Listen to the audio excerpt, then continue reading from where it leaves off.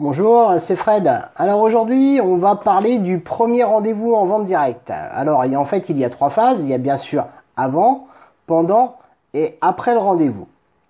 Donc avant le rendez-vous, qu'est-ce qu'on fait? Eh bien, effectivement, on s'entraîne, on prépare son rendez-vous.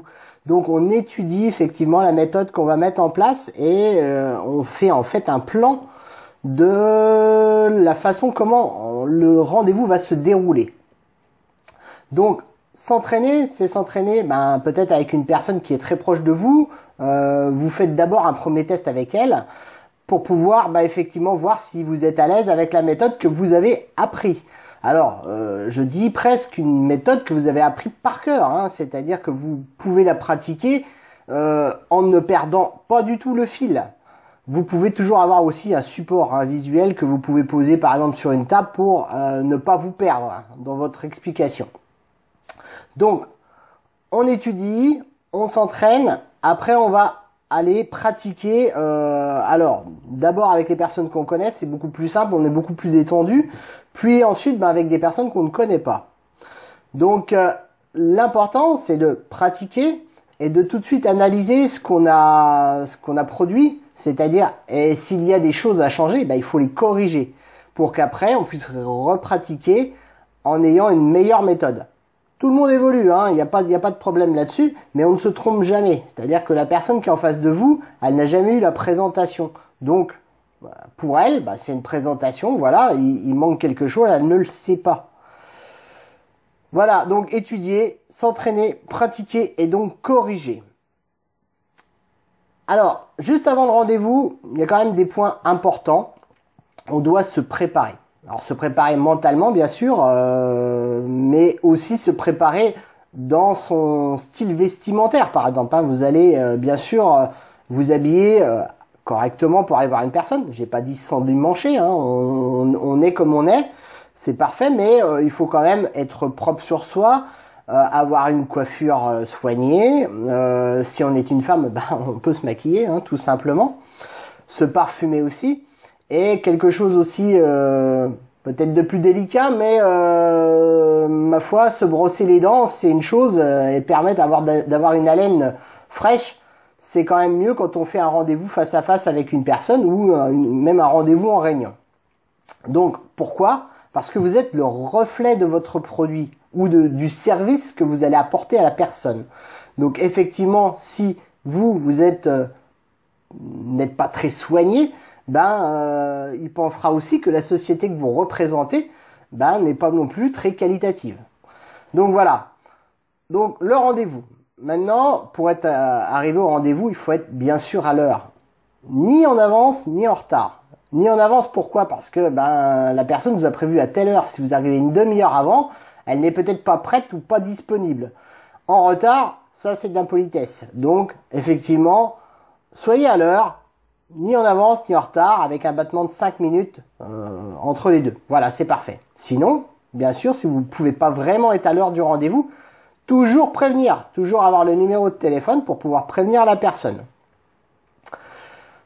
La deuxième chose, c'est bien d'être à l'heure, mais en plus, il faut avoir le sourire. C'est-à-dire que si vous faites une présentation juste en débitant ses arguments, ça passera pas bien. Restez naturel, soyez souriant et ayez un sourire sincère. C'est quand même le mieux pour présenter quelque chose. Vous allez ensuite attaquer par remercier la personne de vous accueillir.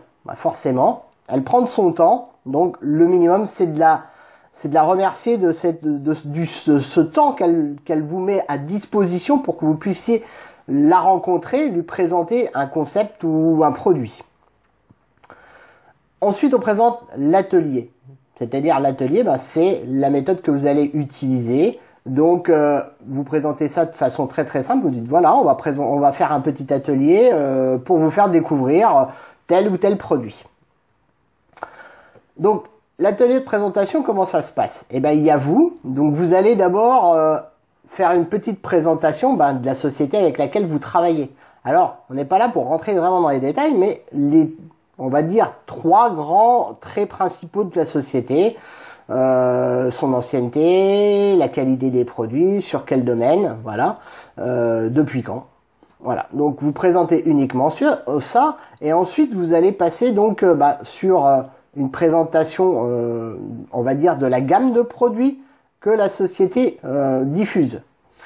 Vous allez ensuite mettre en place donc la méthode que vous avez décidé de mettre en place.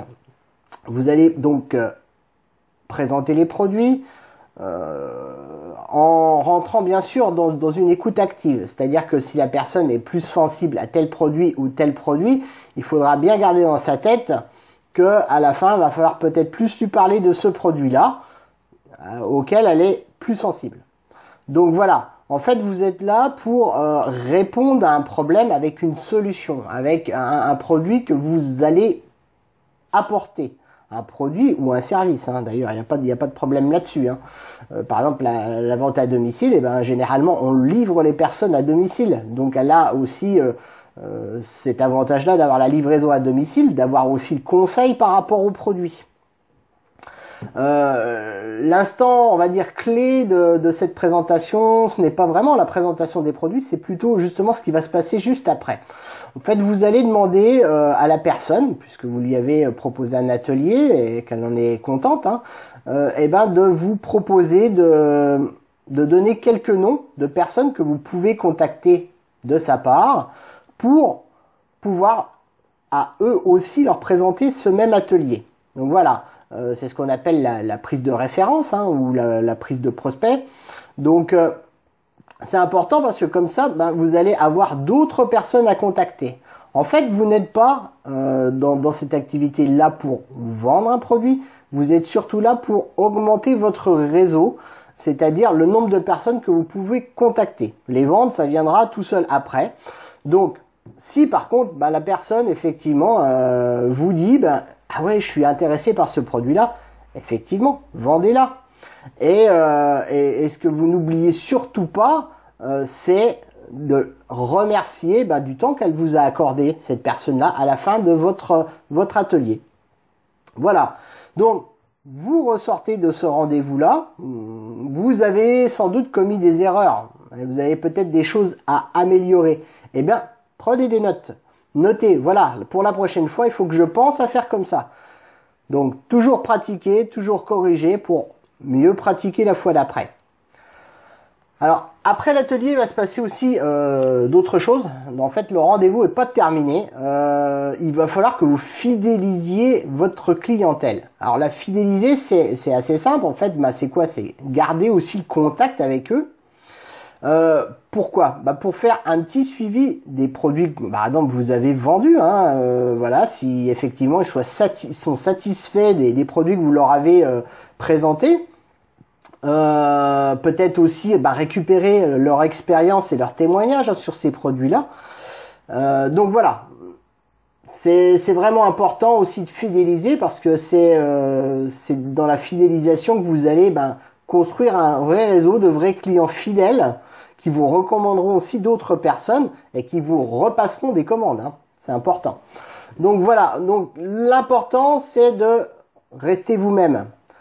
Vous êtes vous-même. Alors soyez simple, restez comme vous êtes, restez au naturel. Soyez aussi honnête avec les choses. Moi, il y a des produits, par exemple, dans les catalogues que je présente, que je ne connais pas, que je n'utilise pas moi-même. Écoutez, la personne, je peux lui dire, oui, vous en voulez, c'est très bien, mais moi, je ne connais pas les effets. Donc, justement, vous allez me servir, on va dire, de témoin pour savoir ce que vous allez en penser. Et c'est parfait comme ça. Donc, ça sera vraiment quelque chose un plus pour votre activité.